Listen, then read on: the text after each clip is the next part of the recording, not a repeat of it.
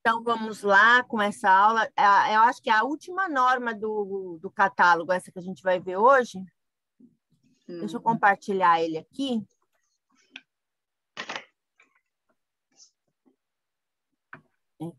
Aqui. É a 15.287. Você está vendo aí, né? Sim, tô. Uhum. Então essa daqui ela vai falar do projeto de pesquisa. Quando eles vão fazer o trabalho acadêmico, qualquer um, seja no TCC, seja no mestrado, no doutorado, eles têm que fazer um projeto de pesquisa. O projeto de pesquisa ele é muito importante, por quê? Porque é ele que primeiro o aluno faz esse projeto de pesquisa e é através dele que eles vão pleitear a bolsa de estudos pela CAPES, pela CNPq. Então, esse projeto, ele geralmente é muito importante, porque através dele, eles vão ou não conseguir a bolsa de estudos, né, pela CAPES, pela CNPq. E aí tem dois tipos de bolsa, que é uma bolsa que você só é paga o doutorado, já é pago o doutorado ou o mestrado que você tenha conseguido, ou tem um outro tipo de bolsa em que eles te pagam o doutorado e você ainda ganha uma ajuda de custo. Essa daí é mais difícil de conseguir, porque é como se fosse um salário, né, para você ser pesquisador.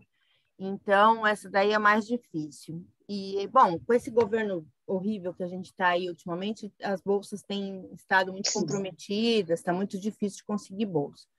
Eu agora, recentemente, fui ver se eu conseguia realizar meu sonho de fazer meu doutorado, mas ainda vai ter que esperar, porque eu teria que entrar.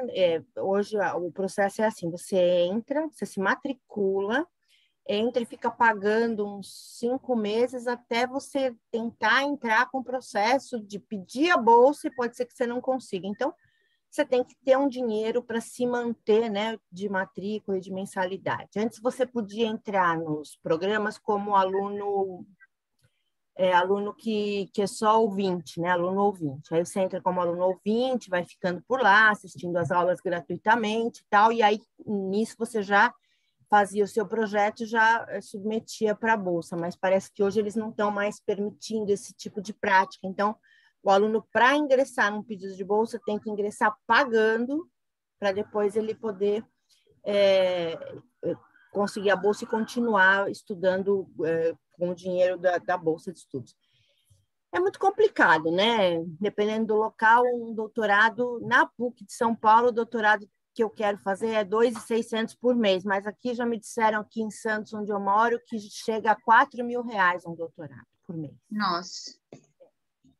Então, professor devia poder estudar de graça, né? Igual É, médico, né? Médico se trata de graça, dentista se trata de graça com os colegas, né? Então, o professor devia poder estudar de graça, mas não é bem assim. Infelizmente, mesmo na faculdade que eu trabalho, eles têm lá o programa de doutorado e eu não tenho bolsa, eu pago mesmo que seja na faculdade que eu trabalho. Então, é complicado. A gente não tem muito respeito. é Brasil, né? Nem no local onde a gente trabalha, a gente tem respeito. Bom, então vamos ver essa daqui, ela vai falar desse projeto, né? Ela é uma norma um pouquinho mais curta, ela não é uma norma tão longa, uma norma que tem aí 10 páginas, né? Então, ela vai falar de como você vai montar esse projeto. Como sempre, toda norma começa aí falando um pouquinho das outras normas que são utilizadas, né, para fazer o trabalho. Uma norma que não está aqui nesse manual que eu tenho é essa aqui, 12.225, informação e documentação e lombada, né? A lombada, ela é utilizada quando trabalha encadernado em capa dura, né? Como tem livro, né? Lombada de livro. Livros. Então, o trabalho, o TCC também, eu não tenho nenhum aqui para te mostrar. Ele antigamente, quer dizer, hoje poucas faculdades fazem isso porque não tem espaço físico mais para armazenar.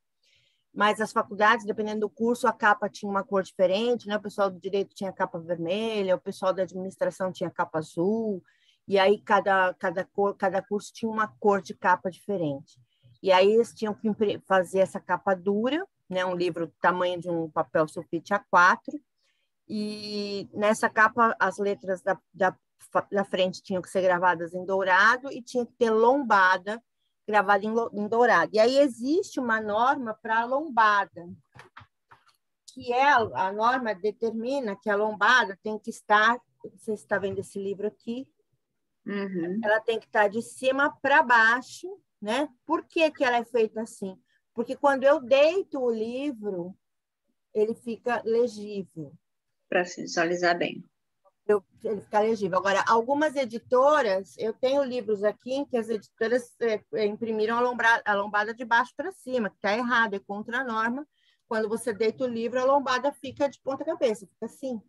Né? Então, na verdade, é por isso que existe essa norma da lombada ser impressa sempre de cima para baixo, para quando o livro estiver deitado, tiver uma posição deitada, ele ter legibilidade aí na lombada. E até tem uma norma de todas elas serem iguais, até para quando você põe ele em pé na prateleira, né?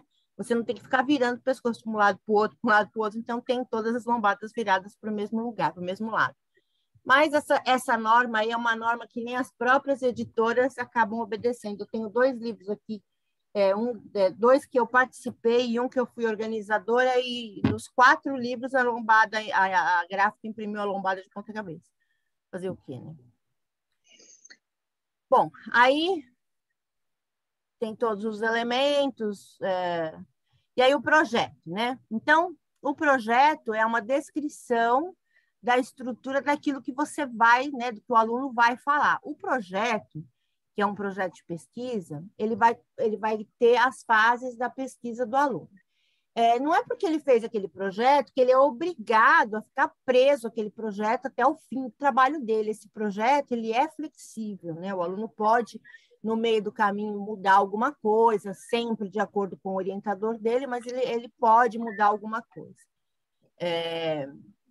Bom, então, ele vai ter a parte externa e a parte interna, né? Vai ser a capa, na verdade, a capa do projeto, né? O projeto ele não é encadernado em capa dura, mas ele tem uma capa representativa, né? Impressa em papel, que tem lá os dizeres que precisam, né? O nome do aluno, a faculdade onde ele estuda, o nome do projeto, dizendo que aquilo lá é um projeto, e aí cada faculdade vai determinar como que é a organização desses elementos na capa. Por isso que eu sempre falo, né? É importante que quando você pegue um trabalho para formatar, um trabalho para revisar, você peça o manual da faculdade, porque dependendo da faculdade, ela vai dizer, olha, na capa você tem que pôr o nome da faculdade, tudo em maiúsculo, tem que ter o logotipo da faculdade, tem que ter o nome dos autores. E tem outras faculdades que já mudam um pouco essa ordem, porque como a capa é um elemento opcional, aí cada faculdade vai formatar de um jeito. Os elementos que tem que ter na capa é o nome da entidade, não o nome da faculdade, o nome do autor, o título do trabalho e o subtítulo, se tiver. Número do volume. O que acontece com essa questão do volume? Antigamente, os trabalhos de conclusão de grupo poderiam ser feitos em grupos de 4 alunos. Só que, quando se fazia um grupo de 4 alunos para fazer um trabalho, cada aluno tinha que ter uma frente do trabalho, ou seja, você faz um trabalho grandão, e aí dentro dele tem que ter 4 partes que se possam desmembrar e formar 4 volumes. Então, você tem um volume completo, mas esse volume completo pode ser desmembrado em 4 volumes. E é por isso que ele fala número do volume, porque o TCC, o trabalho de conclusão de curso, o trabalho do mestrado, do doutorado, eles sempre são individuais. Né? Então, se você faz um trabalho geralzão em grupo, algumas faculdades até utilizam essa prática, no final, cada um tem que ter o seu. E para cada um ter o seu, eu tenho que ter um trabalho que possa se subdividir. Vou te dar um exemplo. Quando eu fiz o meu trabalho de conclusão de grupo em logística, a gente fez aqui um estudo de uma dragagem que estava acontecendo aqui na época, uma dragagem que se chamava a primeira dragagem ambiental do Porto de Santos, e aí a gente fez um trabalho sobre isso. O que eu fiz? Nós éramos um grupo de 4, então nós dividimos em 4 partes. O volume 1 falava do que é dragagem, o grupo 2 falava do que é dragagem ambiental, o volume 2 falava do que é dragagem ambiental, o volume 3 Não, o volume 1 era do que é dragagem, o segundo volume do que eram os componentes químicos que estavam fazendo a contaminação desse canal, porque ele tinha que ser dragado, né? Então, era uma parte mais química. O terceiro volume, que era o meu, falava da dragagem ambiental, e o quarto volume eu não lembro. Eu sei que, no final das contas, esse trabalhão grande poderia ser subdividido em 4, e aí cada autor tinha o seu volume, com algumas partes em comum, que era introdução e considerações finais, mas o miolo mudava de um aluno para o outro, para que o aluno pudesse ser avaliado individualmente, né? Então, isso acontecia muito. Hoje, me parece que as faculdades não estão mais adotando essa prática. Então, cada um é um volume, cada um é um trabalho único, um trabalho individual. Então, essa questão do volume é só quando há mais do que um volume, então você tem que pôr na capa se aquele é o volume 1, volume 2, volume 3, né?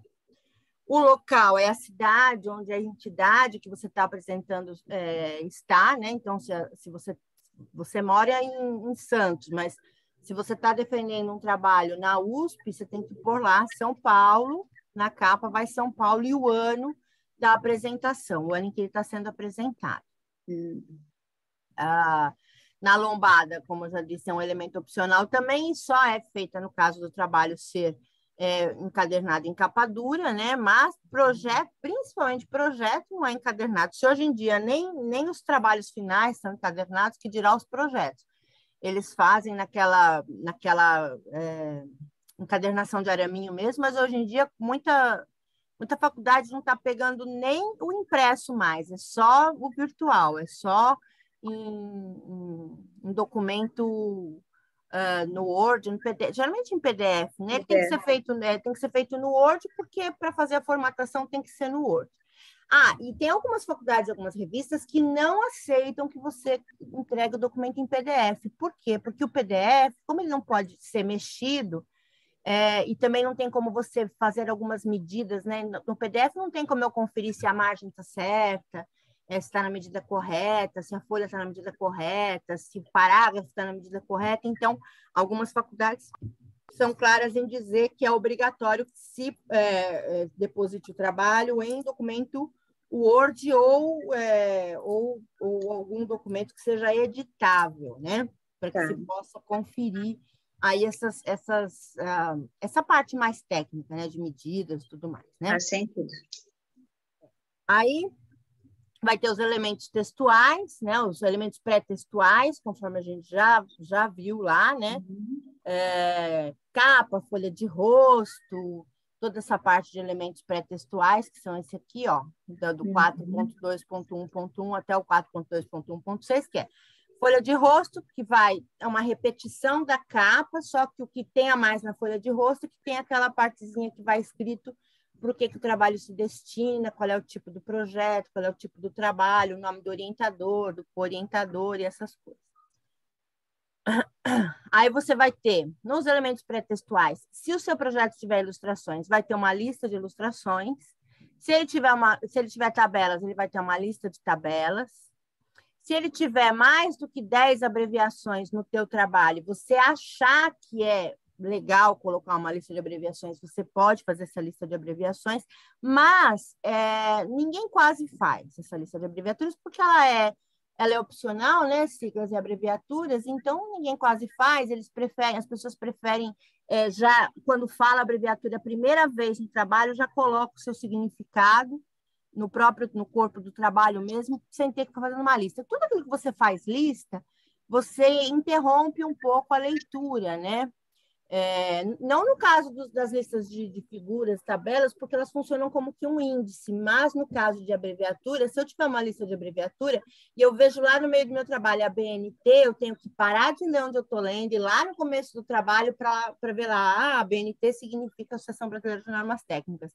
É melhor, então, que eu já coloque isso no próprio parágrafo, na própria linha, que fica melhor. Lista de símbolos também é uma lista opcional e é uma lista que se usa bastante quando você tem trabalhos na área de exatas, na área de biológicas, que tem siglas, símbolos, na área de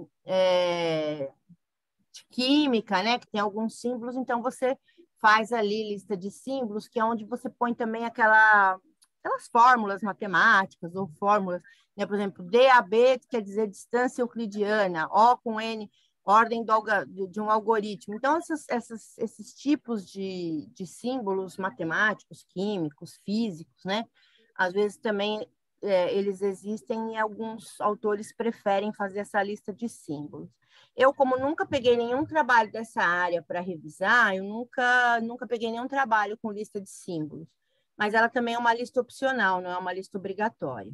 Já o sumário, ele é um elemento obrigatório do trabalho. E como os trabalhos hoje são todos enviados online, esse sumário ele tem uma funcionalidade que é você passar o cursor. Quando você passa o cursor em cima dele, ele aparece uma mãozinha para você clicar e ele te leva direto na página. Ele é um sumário automatizado no Word, que eu vou ensinar também como faz. Desde que você faça o sumário automatizado no Word, quando você salva ele para PDF, no PDF também ele vai automatizado. Então, eu vou ensinar quando a gente já vai, eu acho que hoje já dá tempo da gente pegar aquele trabalho para começar a fazer a formatação no Word, eu vou ensinar para você como é que a gente faz esse sumário automático.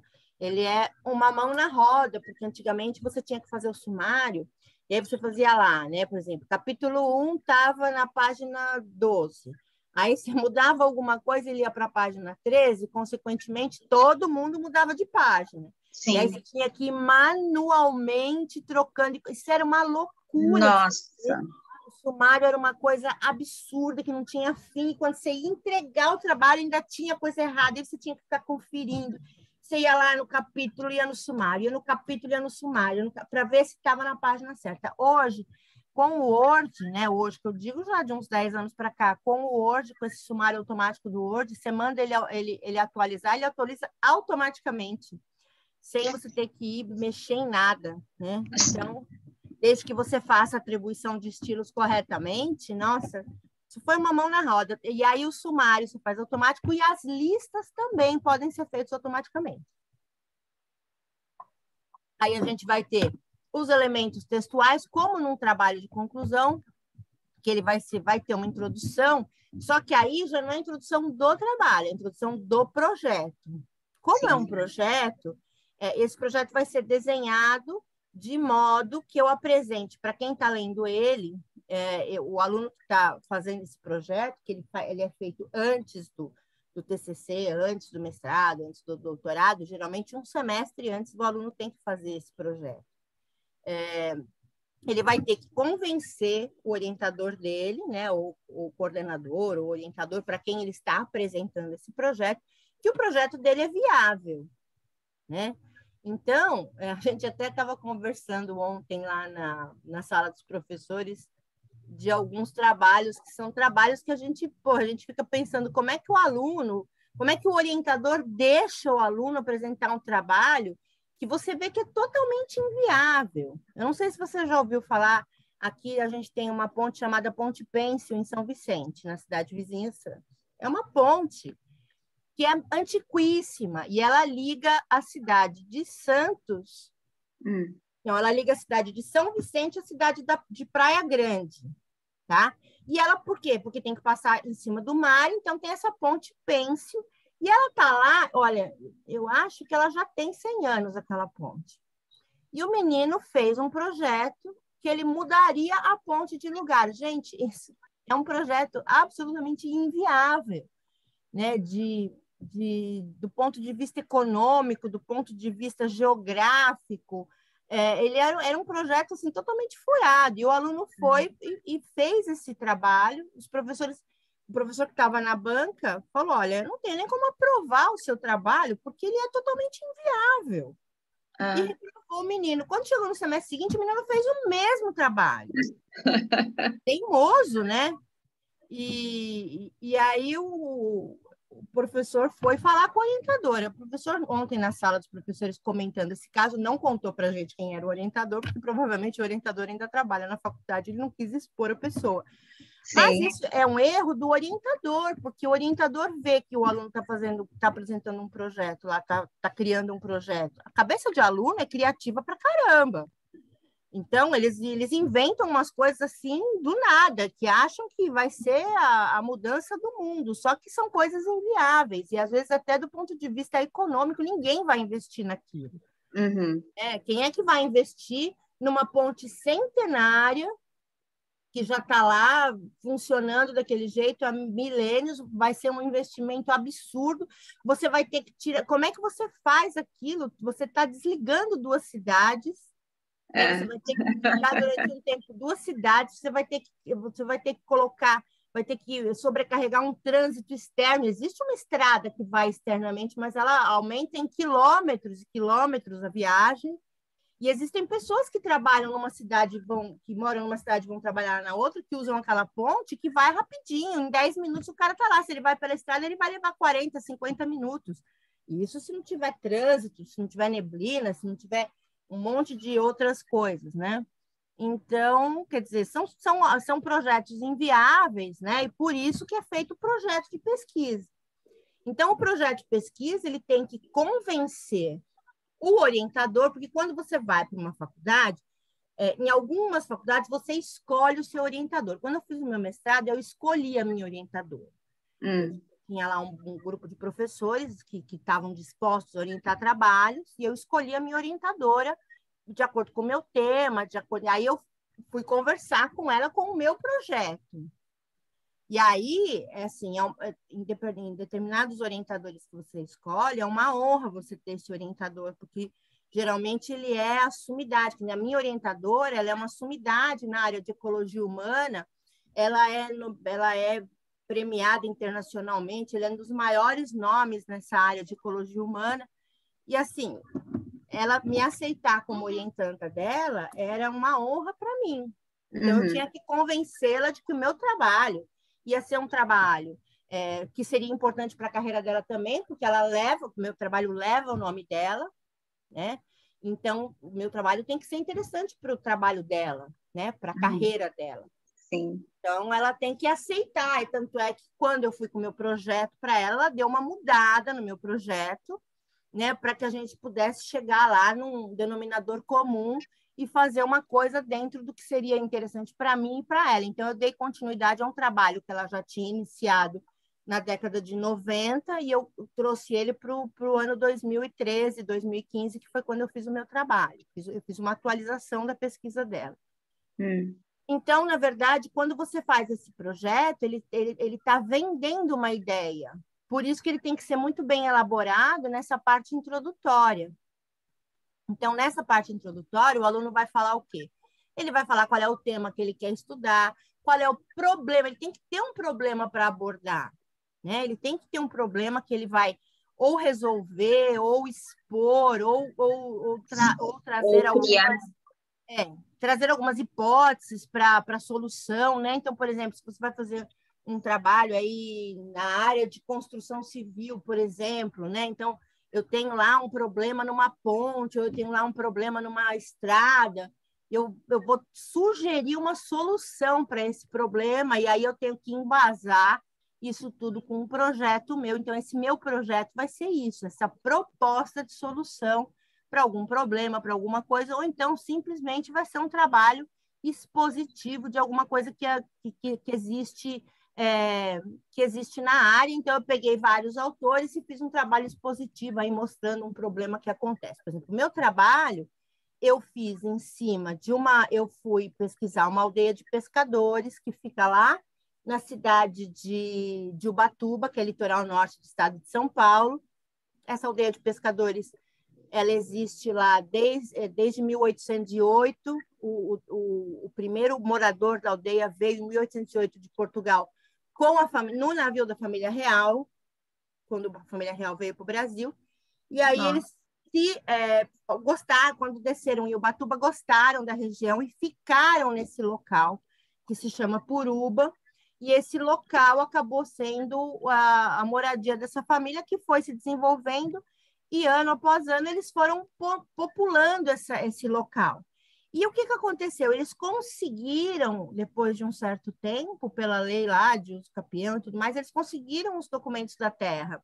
Eles são donos daquela terra, né, daquela aldeia. Então, hoje a aldeia, existe a aldeia lá ainda, é uma aldeia que fica a 25 quilômetros de Ubatuba, que é um grande centro, que é uma cidade grande, do litoral norte de São Paulo, já a caminho do Rio de Janeiro, né, indo pertinho do Rio de Janeiro. E aí eles conseguiram as terras, tal, são deles. Então, hoje é uma aldeia que ainda funciona com 30 famílias morando. Na aldeia tem 50 casas, 30 são famílias que moram e 20 são casas de veraneio. Só que essa aldeia já está protegida pela lei do meio ambiente e não se pode mais construir nada lá. De uns anos para cá já foi proibida a construção, então não pode ter. O que tem lá de casa tem, o que não tem não vai ter mais. Não pode puxar ligação elétrica, água, não pode nada. Então o local está protegido e não pode mais ser feito nada. Então o que eu fiz? Como eu era da área de comunicação, e ela era da área de biologia, porque o meio ambiente ele pega para a área de biologia, eu fiz um cruzamento entre... Porque o ser humano também é um ser ecológico, né? Ele também faz parte da ecologia e do meio ambiente. Então, o que eu fiz? Por isso que existe essa área de ecologia humana. Eu fiz um estudo de comunicação dentro dessa aldeia. O meu estudo era estudar como que as redes sociais, que a internet, que toda essa nova cultura, nova comunicação entrava nessa aldeia e como que eles funcionavam a partir do momento que eles tinham internet. Se eles utilizavam isso, porque eles foram durante muitos anos uma aldeia que explorava a pesca, então vendia peixes, né? Eles trabalhavam com a pesca, era uma aldeia de pescadores. Só que quando veio a lei da proteção ambiental, eles foram proibidos de pescar. Então, eu fui fazer todo um estudo de como essa aldeia vivia depois dessa lei ambiental, né, da proibição da pesca, e como que entrava a internet, as redes sociais. E eu fui descobrir que, apesar de ser uma aldeia que estava a 25 quilômetros de uma grande cidade, que era Ubatuba, eles tiveram o primeiro telefone público em 2004. Uau! Então, eles eram uma aldeia totalmente isolada, apesar de estar a 25 quilômetros de uma grande cidade. Então, foi um trabalho muito gratificante de ser feito, porque eles são pessoas completamente inocentes que vivem a 25 quilômetros de uma grande cidade. E é uma cultura completamente diferente, é uma vida completamente diferente. Então, eu fiz todo um estudo ligado na área de comunicação com eles. E aí, quando eu vendi essa ideia para a minha orientadora, ela achou o máximo, porque ela trabalha muito com pescadores, né? Ela viajou já o mundo inteiro fazendo pesquisas em aldeias de vários lugares do mundo, né? Ela é uma pesquisadora de aldeias, de como as pessoas comem, de como as pessoas se alimentam e vivem nessas aldeias. E ela fez uma pesquisa em 90 e pouco nessa aldeia, e a gente percebeu que uma pesquisa que separava uma pesquisa de 1992 que ela fez, a primeira pesquisa. A gente tinha aí 20 anos que separava uma da outra e a aldeia não tinha mudado grande coisa. Mas a pesca seria a base de economia deles. E depois que foi proibida, como é que Então, foi isso que eu fui estudar. O que aconteceu? Quando a pesca foi proibida, que eles foram proibidos de pescar com rede, né? Então, eles não podiam pescar para exploração financeira. Eles podiam pescar para subsistência. Sobrevivência. Então, eles podiam pescar para comer, eles podiam pescar para as famílias, mas não podiam vender o peixe. Então, o que a prefeitura de Ubatuba fez? Como essas leis, a Política Nacional de Resíduos Sólidos, a lei ambiental, essas leis todas, elas foram muito localizadas com as prefeituras de cada local, de cada cidade. Então, a prefeitura de Ubatuba já estava construindo na entrada dessa aldeia um posto de saúde e estava construindo uma escola justamente para os moradores da região, não só dessa aldeia, como de outras aldeias no entorno, porque existem outros bairros, outras aldeias no entorno. Então, o que eles fizeram? Eles pegaram essas pessoas que estavam sendo proibidas de comercializar o peixe e puseram para trabalhar como funcionários da prefeitura. Então, na escola, as mulheres foram trabalhar como merendeiras, faxineiras, e etc. Na parte, os homens que trabalhavam com os barcos de pesca foram trabalhar na travessia, porque essa aldeia ela tem um rio chamado Puruba. E para você chegar na praia do Puruba, você tem que atravessar o rio. Então, tinha um barco que atravessava as pessoas. Atravessava o rio com as pessoas para chegar na praia do Puruba, que é uma praia que ainda hoje é uma praia inexplorada, uma praia selvagem, uma praia que não tem nada, é uma praia que é linda, maravilhosa. Que Eu vi as imagens, a praia é linda mesmo. É maravilhoso, é maravilhoso.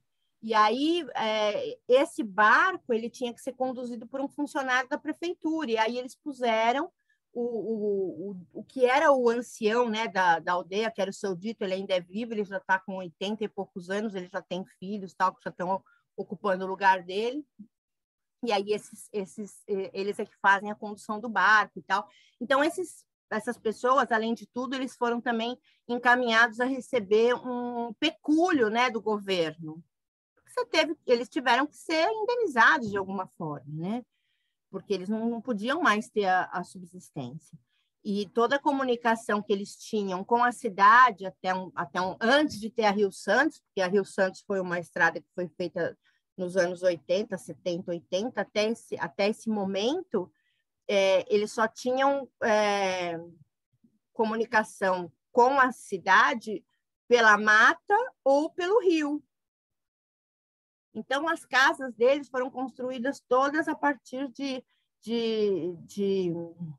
coisas que chegaram pelo rio, de barco e pela mata. Eles andavam, eles tinham que andar cerca de 4 a 5 horas para chegar na cidade a pé pelo mato. Então, assim, é muito louco, porque isso só começou a mudar depois dos anos 70, com a construção da Rio Santos, né, que aí eles tinham por onde ir pela estrada. Mas em 2000 eles ainda não tinham telefone público, né? Então foi todo esse estudo que eu fui fazer. Então foi muito interessante para ela, para a minha orientadora, esse estudo, porque veio para atualizar o trabalho dela, né? De como eles estavam vivendo nos dias de hoje. O primeiro trabalho que ela fez foi em cima de ervas medicinais que eles tinham na região, de o que eles comiam mais, se peixe, carne ou frango, se eles criavam galinha, essa coisa toda. E eu vim fazer uma atualização em cima disso. Então, eu consegui vender para ela a minha ideia pelo meu projeto.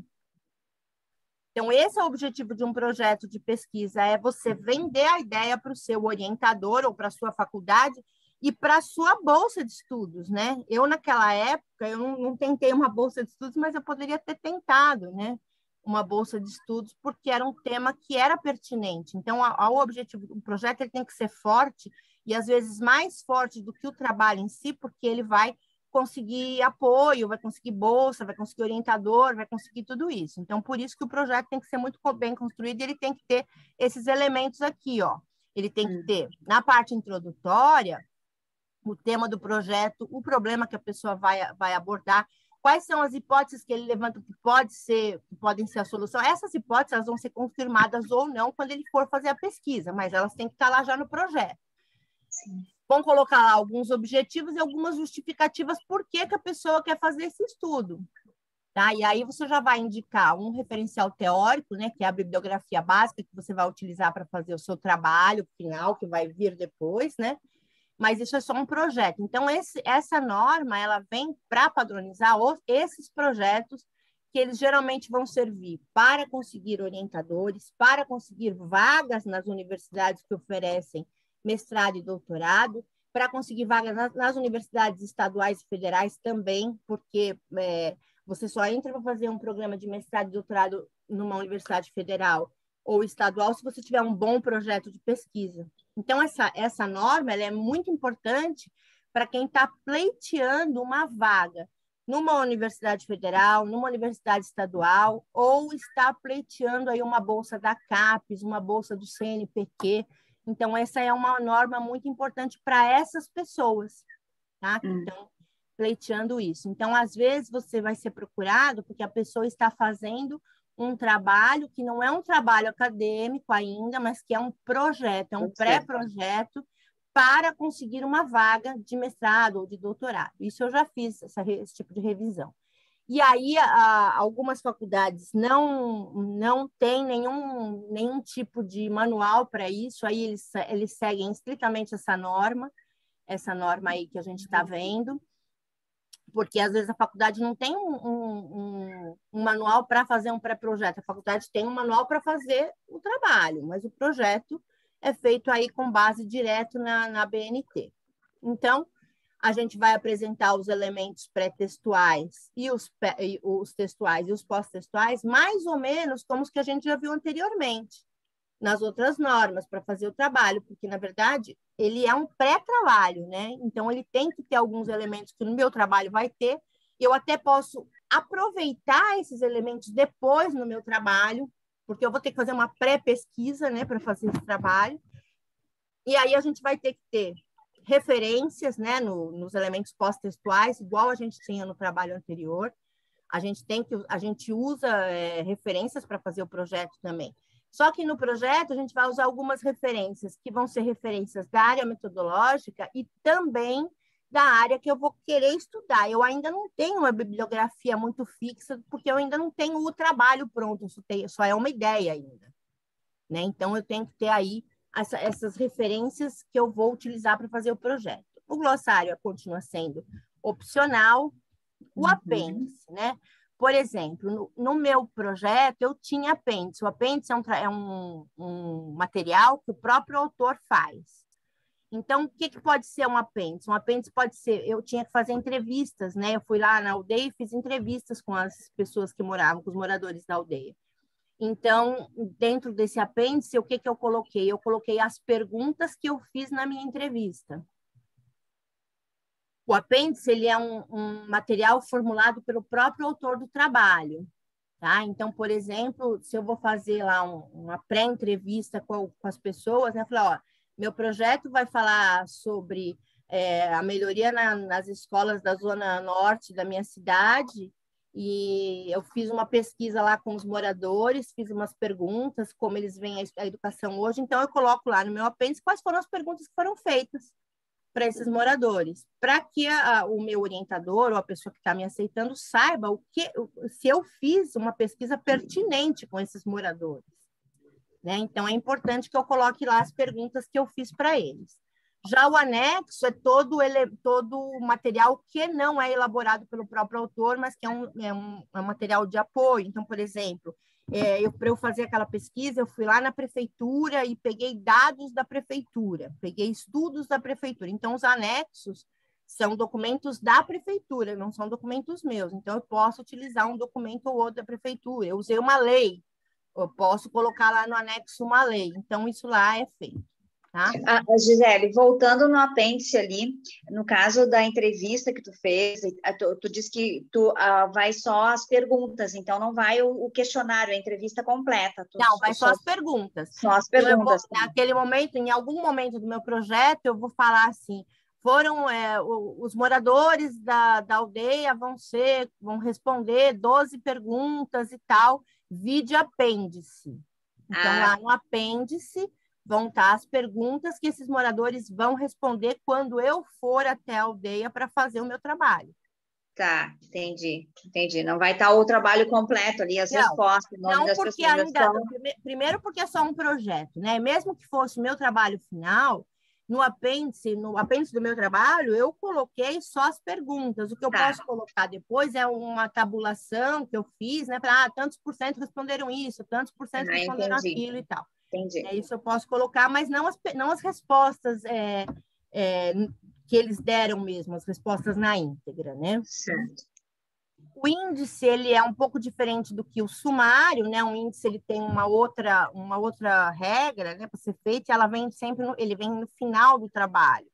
E ele é opcional e ninguém faz, né? Todo mundo faz um sumário no começo, mas não faz esse índice do final, né? As regras gerais de formatação vão seguir basicamente aquilo que a gente já seguiu para fazer o TCC, o mestrado, né?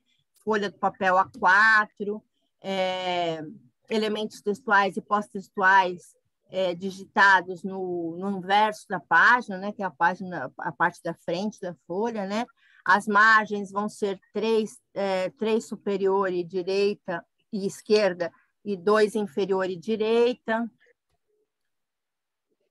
A fonte vai ser 12 para o trabalho inteiro, né? Como eu te falei já na outra aula, antigamente era tudo separado, né? Antigamente, título 1 tinha um tamanho de fonte, título 2 tinha outro, título 3 tinha outro. Se era uma bagunça do caramba, as pessoas às vezes não conseguiam conferir se a fonte estava no tamanho certo, então eles adotaram, nas últimas atualizações das normas, eles adotaram o tamanho 12 para o trabalho todo, exceto naquelas partes que são citações com mais de 3 linhas, que tem que ter fonte menor,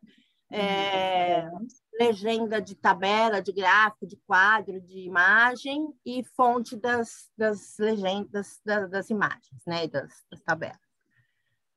O espaçamento ele vai ser entre linhas de 1,5, é um projeto, então você pode colocar entre linhas 1,5, que é também a entrelinha sugerida para tese e dissertação, para tese de doutorado e dissertação de mestrado e TCC, que é essas entrelinhas 1,5. Eles geralmente usam espaçamento simples quando eles têm um número muito limitado de páginas para obedecer, como no caso de uma revista que você vai submeter um artigo, né? E agora eu sou coeditora da revista da faculdade que eu trabalho.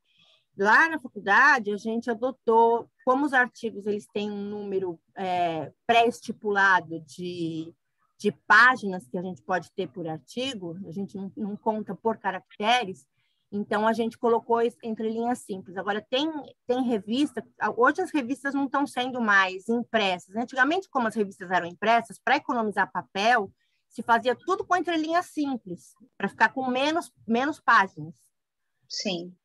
Hoje, como as revistas são eletrônicas, então pode voltar com a entrelinha de 1,5 e você não conta mais com o número de páginas e sim com o número de caracteres. Então, em vez de você falar, o artigo tem que ter de 10 a 15 páginas, você fala, o artigo tem que ter de 30 a 60 mil caracteres.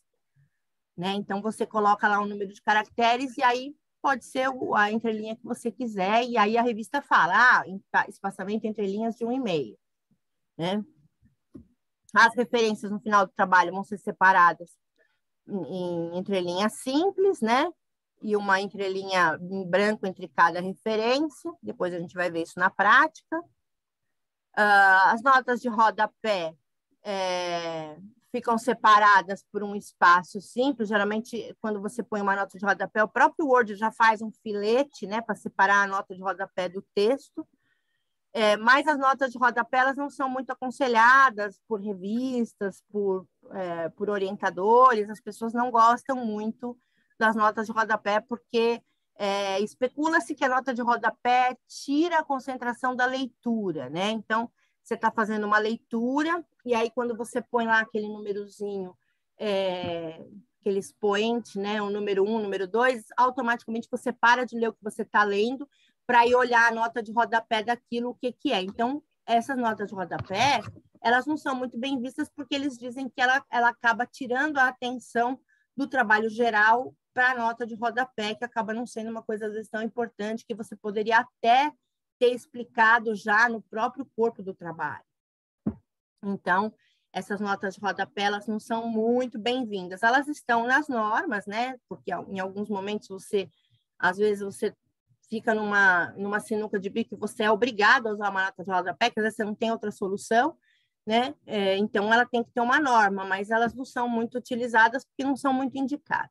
Os indicativos de seção, eles vão seguir a mesma forma que se fazia, que nós já vimos lá nos outros trabalhos, né? Vai ser em numeral arábico, alinhado à esquerda, separado por um espaço, não tem ponto, não tem vírgula, não tem ponto e vírgula, não tem nada depois dos títulos, né? Os títulos com mais de uma linha, na segunda linha ele vai ser alinhado abaixo da primeira palavra, igualzinho já na outra norma que a gente já viu. Os títulos sem indicativo numérico são as listas, sumário, resumo, referência, glossário, lista de símbolos, são sempre centralizados, porque eles não têm indicativo numérico, né? Eu só numero a partir da introdução, né? A introdução é sempre 1, aí o desenvolvimento vai ser 2, 3, quantos eu tiver lá de capítulos, e considerações finais vai ser o meu último capítulo. Então, os elementos pré-textuais e os pós-textuais não são numerados, portanto, esses títulos sempre serão centralizados.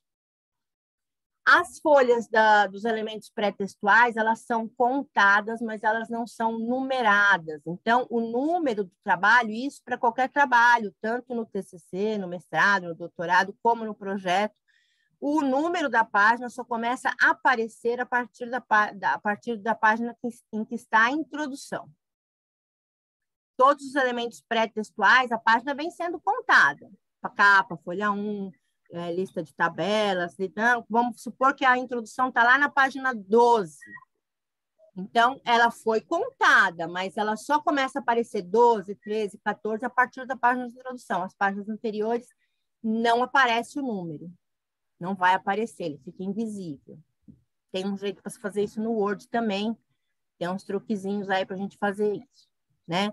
A numeração progressiva a gente já viu lá na NBR 6024. As citações a gente já viu na 10520, né? Então, são todas, vai seguir a mesma regra, né? As fórmulas também a gente já viu, equações e fórmulas, elas não têm quadro, não tem nada em volta delas, e a gente pode colocar um número indicativo, né? Fórmula 1, Fórmula 2, Fórmula 3, né? As ilustrações e tabelas também já foram discutidas em outra norma, vai ser igualzinho.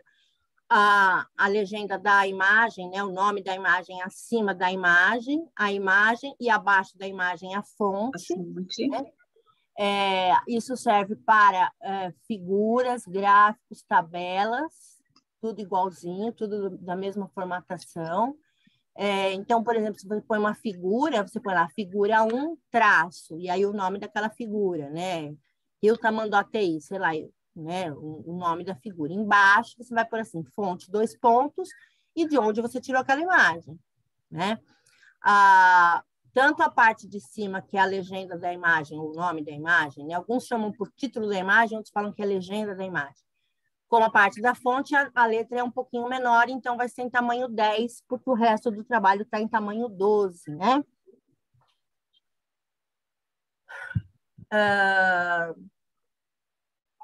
As tabelas, elas são normatizadas pelo IBGE, mas elas vão seguir essa mesma configuração, o nome da tabela acima e a fonte abaixo, só que elas têm aí uma regra um pouquinho diferente, elas são tabelas abertas dos lados, né? Elas só têm as linhas horizontais, as linhas verticais de fora, né? E as 2 linhas que são de fora e a de dentro, elas não existem, elas não aparecem, mas a gente vai ver isso melhor também quando a gente tiver um trabalho na mão, que fica mais fácil da gente olhar.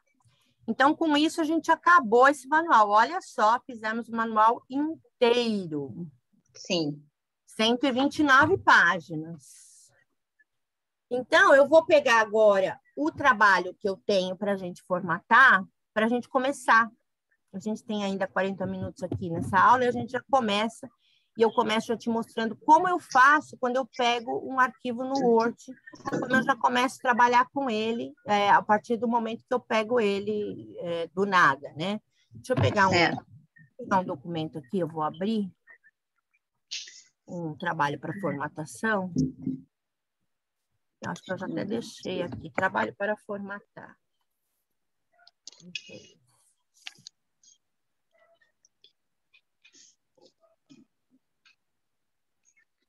Tá ouvindo muito ruído aí, muito som? Tá.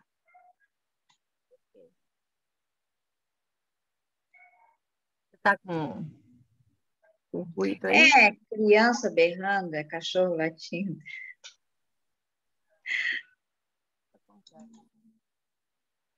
Queria pegar um que não tivesse nada formatado. Esse aqui já está formatado quase todo ele. Deixa eu pegar um. Eu queria pegar um mais cru. Eu acho que eu tenho aqui. Já sei. Vou pegar aqui um trabalho que me mandaram para eu consertar. Vamos pegar. Vamos tentar consertar ele.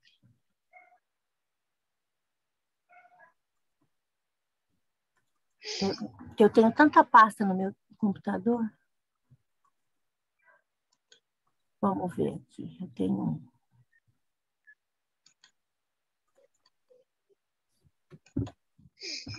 Vamos lá. Deixa eu compartilhar para você ir vendo o que eu estou fazendo.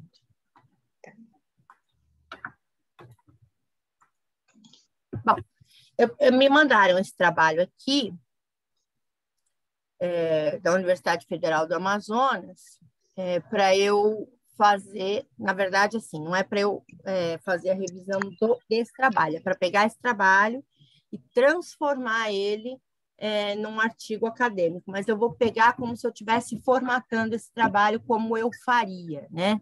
Se eu tivesse um manual e tal da faculdade. Geralmente, o que acontece, né?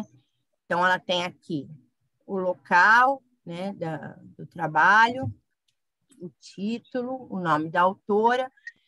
O que as faculdades vão pedir? Né? Vão pedir para, em cima de tudo, vir o nome da faculdade, né, na primeira linha. Isso daqui é a capa, é a representação da capa. Essa é a representação da folha de rosto. Folha de rosto. Então, aqui. Então, o que eu faço aqui primeiro? Aqui, primeiro que isso daqui, ó. Isso daqui não é travessão, isso daqui é hífen. Então, para ser um travessão, ele tem que ser um pouquinho maior. Alguns Words, quando você dá um espaço aqui, ele aumenta, tá vendo? E aí, o que eu faço? Eu venho aumentando esses tracinhos aqui até eles ficarem todos iguais, assim. Isso aqui tem que ser travessão. E, às vezes, a pessoa não percebe quando está fazendo e tal. Aí, o que as faculdades vão pedir? Vão pedir para colocar o seu nome em negrito, né? O nome da faculdade em negrito, centralizado. Aqui, Campus Vale do Rio Madeira, ela, na verdade, é um campus dessa faculdade, porque é uma faculdade, é uma federal, a Universidade Federal lá do Amazonas, e aí ela está em um campus, né, que é uma outra unidade da faculdade, que é onde ela faz licenciatura plena em pedagogia, né? Para ficar bonito, o que eu faria? Eu tiraria esse hífen e colocaria um enter para ficar Campus Vale do Rio Madeira, CVRM, licenciatura plena em pedagogia, para ficar separado, para ficar mais bonitinho. O nome do autor sempre em letras maiúsculas, né? E aí a gente já vai observando o quê? Aqui está em Arial, está em Arial. Aqui também está em Arial, está em Arial. Tem que se está em Arial, tem que estar todo o trabalho em Arial. A ABNT determina que você pode utilizar Arial ou Times New Roman. E aí a faculdade é que vai escolher a sua. Depende, né? Tem faculdade que fala que você pode escolher uma das duas. Tem faculdade que fala que você tem que fazer em Times New Roman. Tem faculdade que fala, não, tem que ser tudo em Arial. E aí você tem que ver o manual deles por causa disso, porque às vezes a faculdade já determina qual é a fonte que eles querem. Mas, por exemplo, ó, o nome dela está em tamanho 14, tá vendo? Sim. Então, eu já venho aqui e põe tamanho 12, porque não é esse o tamanho que é o pré-estipulado. Alguns lugares vão dizer que o nome do autor tem que ser em negrito, então a gente pode pôr em negrito. O título do trabalho, ele está também em ABNT antigo, ele está em tamanho 14 também. E não é em tamanho 14, é tamanho 12. O trabalho inteiro é em tamanho 12. Então, aqui, ó, o processo de avaliação da aprendizagem na educação. Já põe um espaço que está faltando aqui, né? Por que não vai o espaço?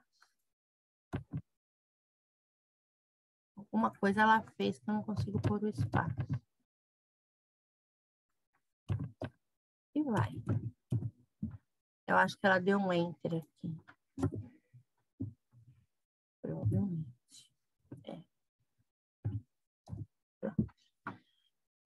Às vezes você pega também o trabalho que a pessoa não sabe mexer no Word, e aí você fica com alguns problemas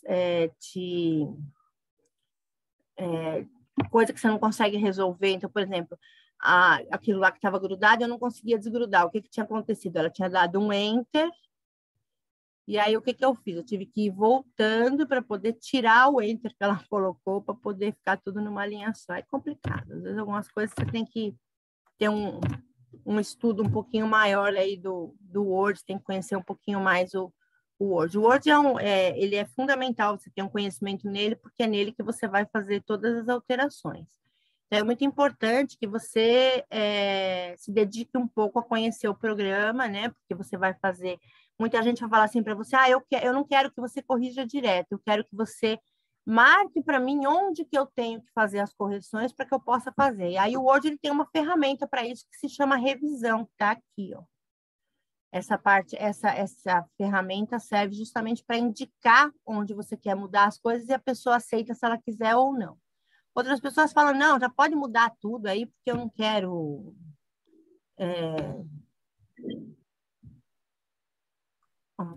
Ó, tá vendo? Ela faz um negócio.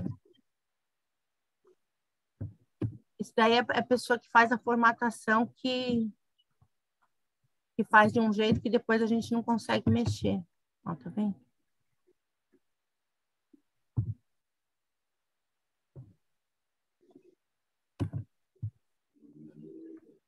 Ai, meu Deus do céu. Ah, ela deixou aqui, ó. O que ela fez? Ela restringiu aqui para. A pessoa não sabe mexer no Word, ela deixa assim porque ela não sabe como deixar centralizado, então ela deixa o espaço restrito. E aí o que acontece? Acontece que você tem que ir aqui selecionar, é só você vir aqui selecionar e colocar, mandar centralizar, né? A pessoa não sabe como fazer, então deixa o espaço restrito, por isso que acaba essa reguinha aqui, a gente tem que estar sempre de olho nela, porque ela é que vai determinar algumas coisas para a gente. Então, ela tem que estar sempre assim, nos limites do branquinho, porque senão a palavra não fica centralizada corretamente. Geralmente essa parte aqui também é tamanho 12 também, e geralmente ela é em negrito. Em negrito, tá? Aí vai repetir as informações, com exceção do nome da faculdade, vai repetir o título do trabalho. E aqui, a coisa que é diferente aqui, ó. Aqui o que é diferente é que ele vai ter essa partezinha aqui que determina para que o trabalho qual é a determinação do trabalho. E isso, ele é feito no meio da página. A página tem que estar... Agora eu vou ver a margem, ver se está certa, né? Eu clico 2 vezes nessa reguinha, eu abro a margem. Ó, 2,79 superior está errado, é 3. Esquerda, 2,93 está errado, é 3. Inferior é 2. E direita é 2. A hora que você fizer isso, vai mudar tudo. Né? Algumas coisas vão mudar de lugar. Não aqui ainda, porque a gente só está na primeira página, mas aqui para baixo deve ter mudado um monte de coisa. Essa parte aqui, que é a parte da determinação do para que serve, né? Ela tem que estar do meio da página para o fim. Então, o que eu faço? Eu venho com essa reguinha até o 8, ó. A página tem 16 de largura, eu venho até o 8, isso aqui tem que estar no 8, e essa reguinha tem que estar bem acertadinha aqui, uma em cima da outra, essa setinha. Tá para ficar bem certinho aqui. Então, trabalho de conclusão de curso, TCC, tá em tamanho 10, a gente pode colocar em tamanho 12, algumas faculdades vão até pedir para colocar em tamanho 10, mas pode deixar em tamanho 12. E esse texto geralmente já é determinado pela própria faculdade. A própria faculdade vai te dar esse texto pronto, né, do que você tem que pôr aqui nesse local. Então, trabalho de conclusão de curso, TCC, apresentado à banca examinadora como requisito parcial para a graduação do curso de licenciatura em Pedagogia para a Universidade Federal do Amazonas, sob orientação da professora doutora Zilda Glaucia Elias Franco. Tá? Algumas vão fazer já tudo num parágrafo só, outras vão colocar o texto terminaria aqui, tá? Amazonas. Aí viria para outra página e colocaria assim, orientadora, 2 pontos, professora doutora Zilda Glaucia Elias Franco. Sempre com o título maior que ela tenha, né? Doutora tem que pôr o título doutora. Se ela é mestre, você vai colocar ME. Sim. Doutora, doutor. Aí aqui, isso aqui já foi para a página de baixo, não é? Na página de cima, né? O Maitá. Aqui de novo ela fez a mesma coisa.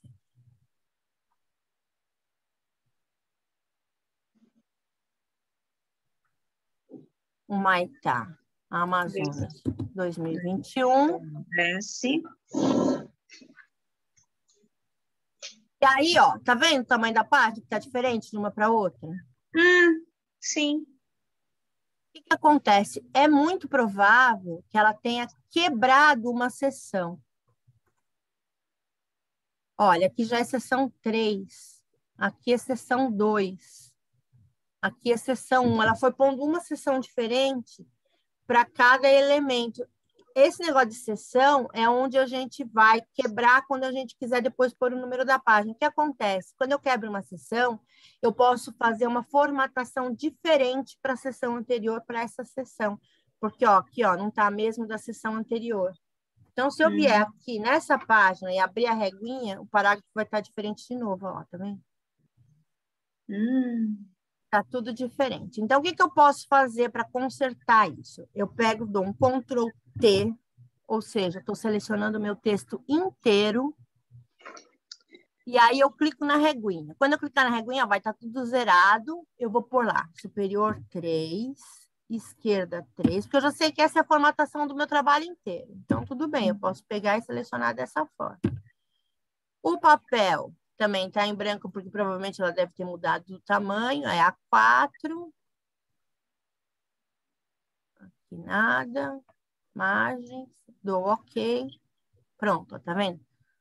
O papel já mudou de tamanho de novo. Por quê? Porque eu mandei dar um Ctrl T. Eu selecionei o documento inteiro. Está selecionado as 88 páginas desse documento.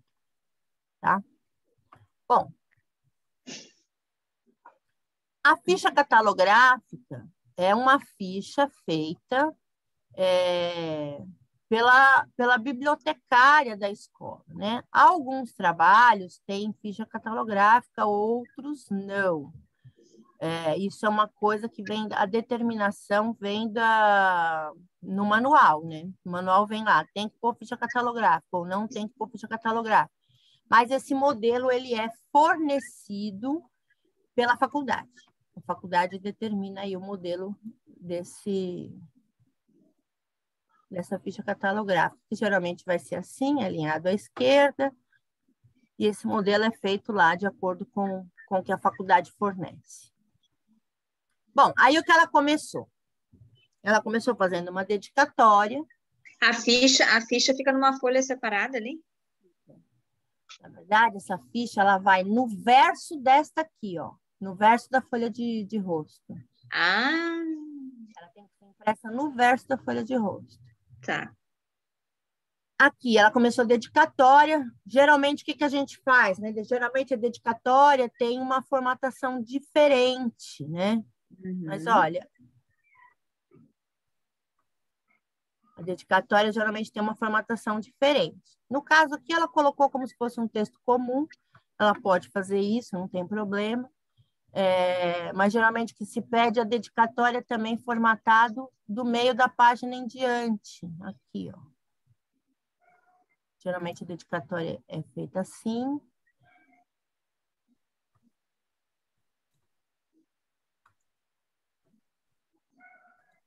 Mas, no caso dela, ela deixou no meio. Dedicatória não tem muita formatação, o aluno pode fazer do jeito que ele quiser.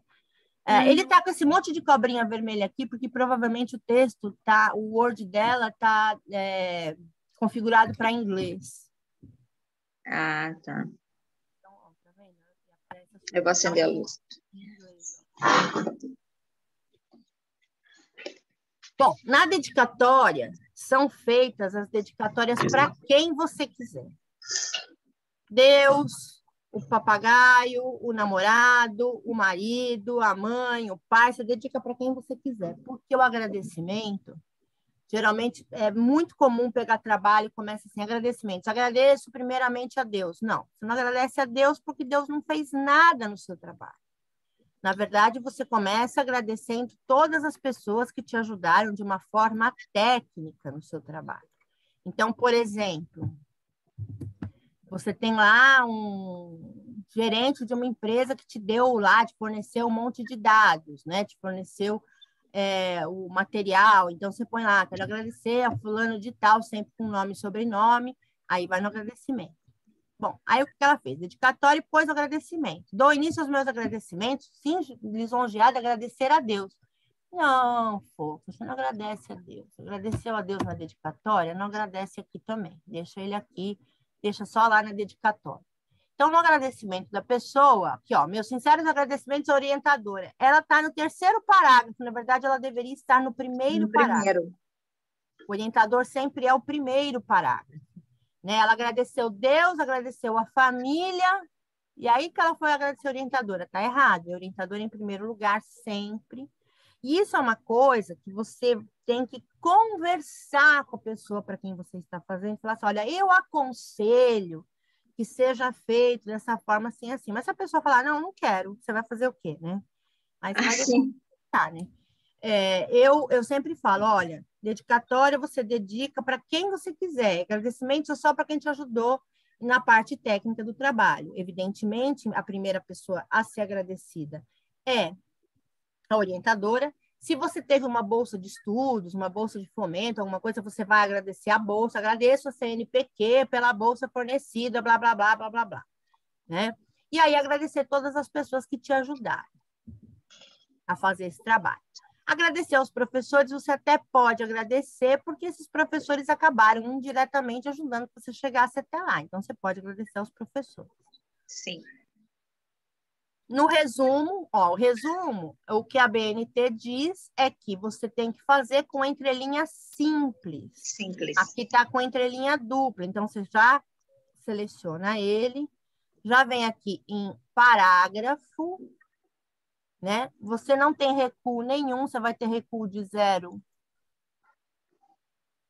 recuo de zero, nenhum especial e entrelinhas simples. Vai ser Simples. texto justificado, dou ok, já mudou, tá vendo? Então, é um texto em bloco. Não se aconselha ter referências ou citações dentro dos O resumos. resumo. No caso aqui, ela coloca, mas isso passou pela orientadora dela, e a orientadora dela permitiu, então quem sou eu para discutir, né? Eu sempre pergunto para o aluno, seu orientador já viu o seu resumo? Já? Está aprovado? Tá. Então, tudo bem. Ah, tá. Se o orientador aprovou, você não Aí dá para começar a trabalhar dentro Ah, tá, entendi. é ninguém para falar nada se o orientador aprovou, entendeu? Agora, as palavras-chave, elas mudaram, né? Agora não é mais separado por Sim, ponto, é separado 2021. por ponto e vírgula, né? Então, eu vou separar por ponto e vírgula. E vai ser com letra minúscula entre uma Minúsculo. palavra e outra. E ponto e vírgula também. E aprendizagem, letra minúscula. Bom, esse aqui é o resumo. O que eu posso fazer já começando, né? Eu já teria começado, antes de começar a mexer no trabalho, a fazer os estilos, né? A gente já viu o estilo, não viu? Sim, Como é temos. que atribui estilos, né? Então, no caso aqui, resumo vai ser um título centralizado. O que eu vou fazer? Eu venho aqui nos estilos, eu já vou deletar todo mundo que eu não preciso. Eu vou tirar aqui, vou remover, só vou deixar quem eu quero. E vou fazer os meus estilos. Sumário 1, sumário 2, né? Por que tudo isso? Título 1, título 2, título 3 eu vou usar, provavelmente. Título 4 não vou usar. Não vou usar. Venho e vou removendo todo mundo que eu não vou usar, que é para não me atrapalhar. Tá. E aí eu vou começar a fazer os meus que eu vou utilizar, né? Tem muita coisa que fica aqui como sugestão que eu não vou precisar, né? Então, eu deixo aqui só quem eu vou precisar. Por enquanto, que eu sei que eu vou precisar é o título 1, título 2, título 3, que posteriormente eu vou ter que modificar, porque pelo que eu estou vendo, eles já estão em tamanhos diferentes, né? O título 1 já está com tamanho, acho que está em tamanho 14. Bom, primeiro eu vou fazer um estilo para os títulos que são centralizados. Então, eu venho aqui na setinha, né? Coloco isso aqui. Tá. E venho aqui mostrar visualização, aqui em opções, eu primeiro em opções, e mando mostrar todos os estilos em ordem alfabética, dou OK. Bom, e todos os estilos que existem vão aparecer aqui, do meu lado direito. Primeiro, eu vou fazer um estilo novo, porque eu quero fazer um estilo só para títulos de nível 1 que sejam centralizados. Então, o que eu posso escrever? Eu posso escrever título 1 sente. né? Vai ser para saber que é o centralizado. Tá. Ele vai ser baseado no título 1. Eu vou mandar ele adicionar a galeria de estilos e vou mandar atualizar automaticamente. Agora eu venho aqui na formatação, abro em parágrafo, eu quero recuo de 0 para os dois lados. Aqui eu quero que seja centralizado. Aqui não vai ter nenhum parágrafo, nenhum antes, nenhum depois, entre linhas simples.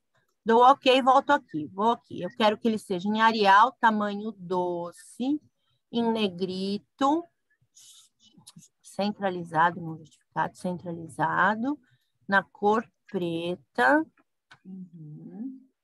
Bom, já está formatado. Então, título 1, sente, ele sempre vai ser assim. Então, eu venho aqui, ó, ele apareceu já na galeria, tá vendo? Então, quando eu tiver um título centralizado que não tem numeração, é só eu vir aqui selecionar ele e colocar esse título 1 sente, que ele já vai aparecer aqui. E depois a gente vai ver por que eu tenho que saber certinho cada título que quer, porque isso vai ser fundamental para depois eu construir o meu sumário. O abstract vai seguir a mesma formatação, título 1 sente. O texto vai ser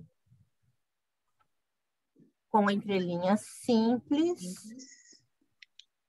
Parágrafo, 0 antes, 0 depois, 0, né? Tudo 0.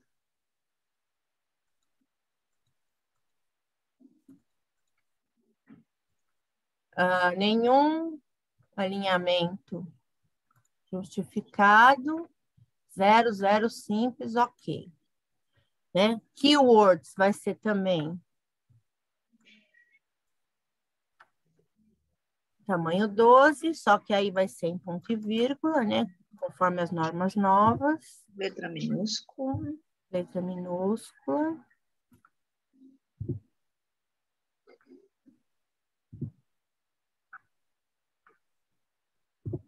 Agora, quando eu vou fazer uma revisão, uma formatação, uma coisa que eu deixo muito clara para o aluno que me mandou é que eu não faço revisão de texto em inglês.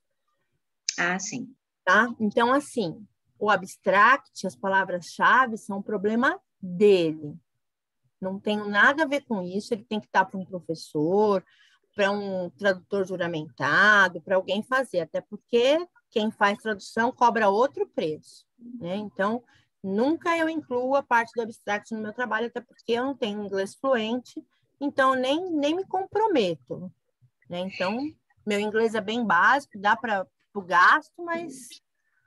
Mas se eu quiser fazer, eu cobro a parte, eu posso cobrar um plus, então.